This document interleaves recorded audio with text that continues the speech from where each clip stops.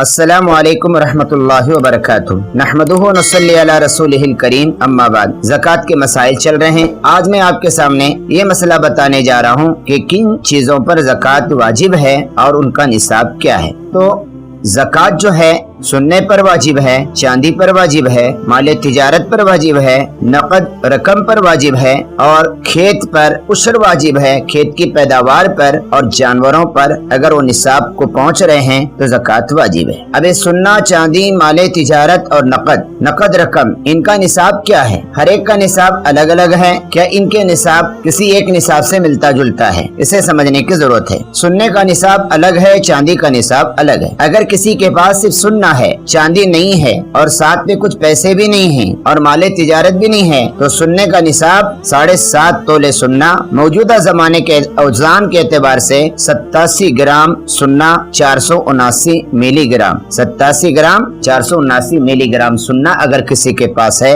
और पैसे नहीं है, सुन्ने के साथ चांदी नहीं है, तिजारत का माल नहीं है, तो ये सुन्ने का निसाब है। अगर इतना सुन्ना किसी के पास है तो ज़कात वाजिब होगी और अगर इससे कम सुन्ना है तो ज़कात वाजिब नहीं होगी। ये कब? जब सुन्ने के साथ कोई और चीज जमा नहीं हो रही है, तिजारत के माल में से, पैसों में से और चांदी में से। हाँ, अगर किसी के पास 52.5 तोले चांदी है, मौजूदा जमाने के औजान के एतबार से 612 ग्राम चांदी, 35 मिलीग्राम अगर किसी के पास है, उस पर ज़कात वाजिब होगी। और पैसे किसी के पास है, नकद पैसे, तो यही 612 ग्राम चांदी, 35 मिलीग्राम चांदी की जो कीमत होती है, उतनी कीमत, उतनी उसके उस चांदी के मकदार की अगर पैसे और रकम किसी के पास है तो उस पर ज़कात वाजिब है। यानी पैसों में ज़कात वाजिब होने के लिए चांदी के निसाब का एतबार है। इसी तरीके से माले तिजारत में भी चांदी के निसाब का एतबार है। यानी 612 ग्राम चांदी की जो रकम होती है, उतनी रकम का अगर माले तिजारत है और उतना माल है तो उस पर ज़कात वाजिब है। अब समझ में आया कि चांदी का निसाब और सोने का निसाब, ये दो निसाब हैं और पैसों में और माले तिजारत में चांदी के निसाब का एतबार है। अगर इन दोनों चीजों में से, इन चारों चीजों में से दो चीजें आपस में मिल रही हैं, मसलन सुन्ने के साथ थोड़ी बहुत चांदी भी है, या सुन्ने के साथ कुछ पैसे भी हैं, या सुन्ने के साथ माले तिजारत भी है, तो अब सुन्ने के निसाब का एतबार नहीं होगा